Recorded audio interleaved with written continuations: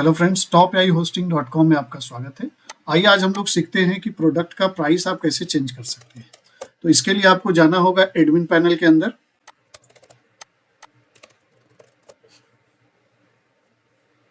इस तरह से आप एडमिन पैनल के अंदर आ जाएंगे। उसके बाद आपको जाना है सिस्टम सेटिंग के अंदर। यहाँ पे प्रोडक्ट एंड सर्विसेज है, अगर आपको नहीं मिलता है तो यहाँ पे आप सर्च कर सकते हैं। यहाँ पे आपको वही पासवर्ड डालना होगा जो आपने एडमिन का डाला था। अब आपके जितने भी प्रोडक्ट हैं सारे लिस्ट यहाँ पे आपको आ जाएंगे। यहाँ पे आप क्लिक करेंगे, प्राइजिंग में जाएंगे और यहाँ पे आपका प्राइस डला हुआ है, आप इसको कम ज़्यादा कुछ भी कर सकते हैं। ठीक है, इस तरह से आप इसको सेव कर देंगे, आपका प्राइस चेंज हो जाएगा।